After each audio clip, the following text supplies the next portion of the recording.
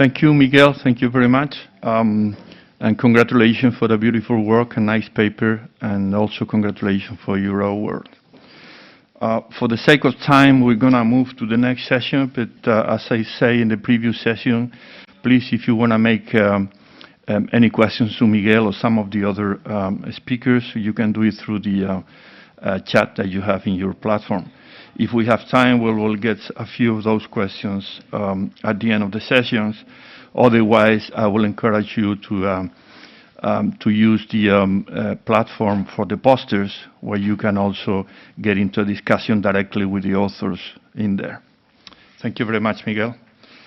So as I say, we're going to move to the next session, which is what we call the flash talks, or oral communication selected from the posters that we have received. And without much delay, I would like to present the first of the speakers. Will be Itziar de Rojas from Boada's group in the Fundació ACE Barcelona. Itziar, please go ahead. Hi all, thanks Miguel for introducing me. My name is Itziar de Rojas from Fundació ACE Barcelona, and I'm here to talk about the common variants in Alzheimer's disease. The novel association of 6 genetic variants with Alzheimer's disease and risk stratification by polygenic risk scores.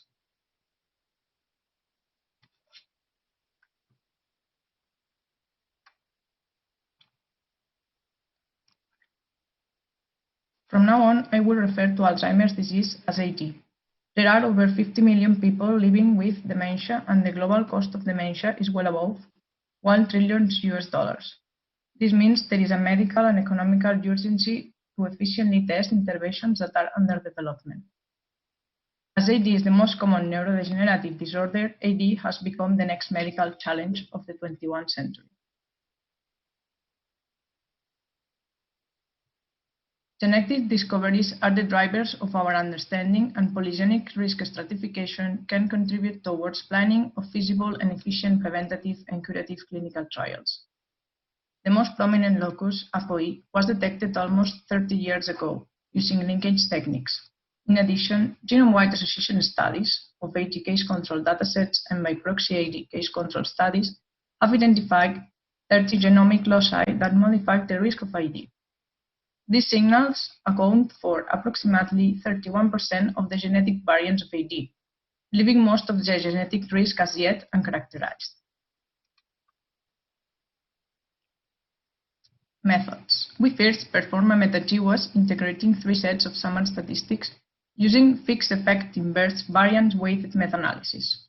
We combined a Spanish case control study called Durante de GESCO, the case control study of the International Genomics of Alzheimer's Project, IGAP, and the UK Biobank AD by proxy case control study.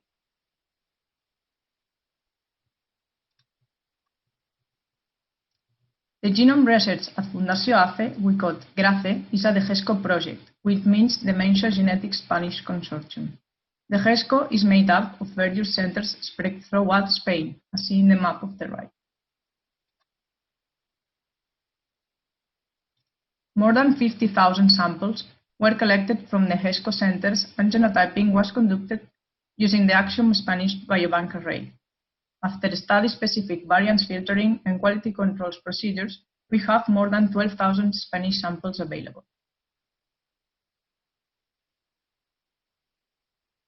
In brief, the IGAP summary statistics. In brief, the IGAP is a large genome-wide association study using individuals of European ancestry. Stage 1 comprised samples from 4 consortia: HGC, EADI, CHARGE, and GERARD consortium. In stage 2, 11,000 of SNPs were genotyped in an independent set of case control samples. Finally, the meta-analysis of stage 1 and stage 2 comprised more than 82,000 of individuals. Details on data generation analysis have been previously described in Kankel et al.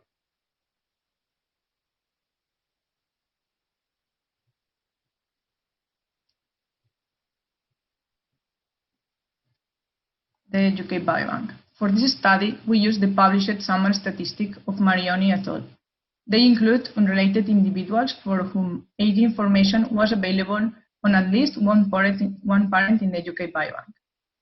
In brief, the participants whose mothers had dementia were compared with participants whose mother did not have dementia. The same has done for the participants with and without paternal cases. The phenotype of the parents is independent, and therefore the estimates could be meta-analyzed. After an analysis, the estimates were made comparable to a case control setting. To check the estimates, we perform a sensitivity analysis, removing the AD by proxy study, and compare the results effect estimates with and without this dataset. After meta-analysis, we test all variants with suggestive association, p-value less than 10 times -5, located in proximity of genomic regions selected for follow-up. Next, we confirm the novel observed association in 16 independent European ancestry cohorts, many of them collected and analyzed by the European Alzheimer's Disease Biobank, EADB project.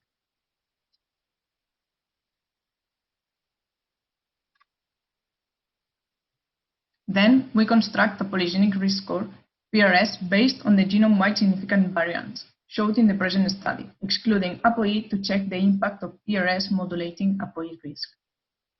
PRS uses common variants with a small effect and combine them into a one larger to predict dementia risk.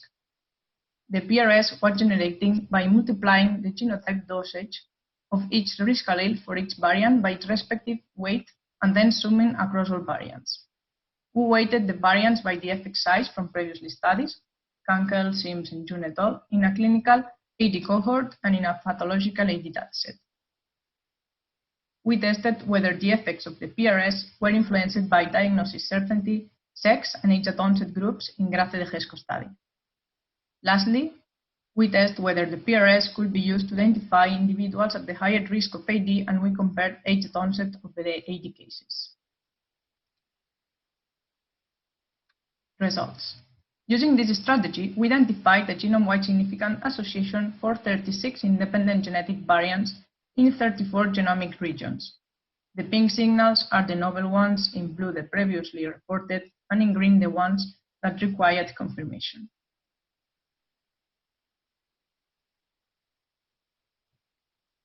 Using our meta-GWAS approach and follow-up analysis, we identified novel genome-wide significant association of 6 genetic variants in AD risk, which are in PRKD3 and DUFAT7, PLC-gamma2, CHRNE, and APP genes, and 2 missense variants in sharping gene. We also confirm a stopped codon mutation in the interleukin-34 gene, increasing the risk of AD, and 2 other variants in PLC-gamma2 and HS3ST1 regions. Although we were not able to replicate two loci in chromosome 14 and 15 that show suggestive association with AD in the discovery. Also, in a sensitivity analysis, we found a higher correlation between the effect estimates from the case control and by proxy approach for the significant loci. The most interesting finding from our GWAS is the discovery of a common protective intronic variant in the APP gene. Our results directly support APP production or processing as a causal pathway not only in familial AD but in common sporadic AD. The SNP is a DNA's hypersensitive area possibly involved in the transcriptional regulation of the APP gene. This SNP is an EQTL for the APP mRNA and an antisense transcript of the APP gene. Functional evidence supports a modified APP transcription increased the TFCP2 transcription factor ability to its binding site and increased the enhancer activity of this specific intronic region. Based on this evidence, we can postulate that a lifelong slightly higher APP gene expression protects the brain from AD insults. Still, this seems counterintuitive, as duplication of the gene leads to early onset AD. A U-shaped effect or Hormesis effect of APP might help explain our observations. An alternative hypothesis is that mechanisms underlying the variants are related to the overexpression of protective fragments of the APP protein. Disentangling the molecular mechanism of our findings will help to refine and steer the amyloid hypothesis.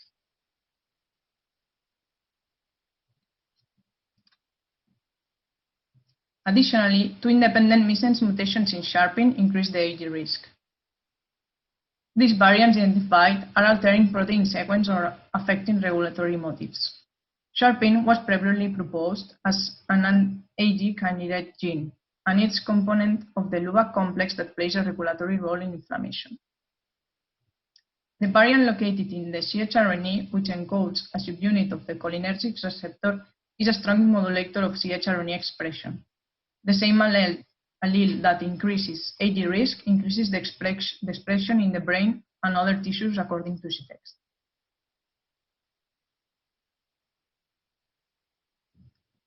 We construct a weighted polygenic risk score, and we show that the association of the PRS with clinically diagnosed AD cases is similar to the association with pathologically confirmed AD.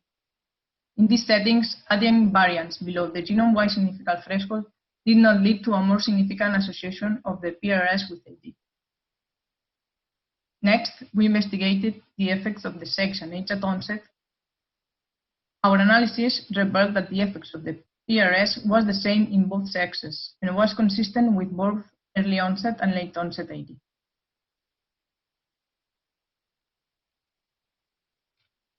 PRSs has the potential to identify subjects at risk at complex diseases.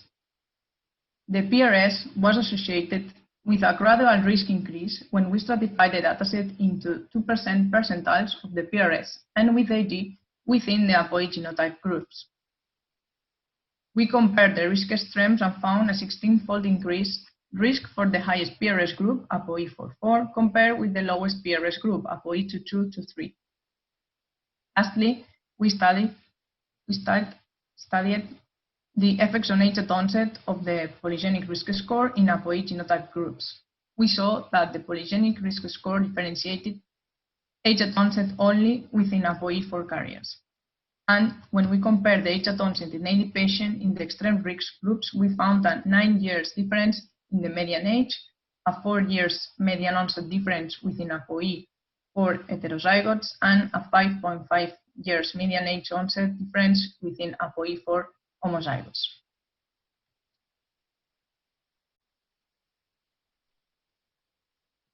Altogether, we described 6 novel loci associated with sporadic AD, among which one common APP variant.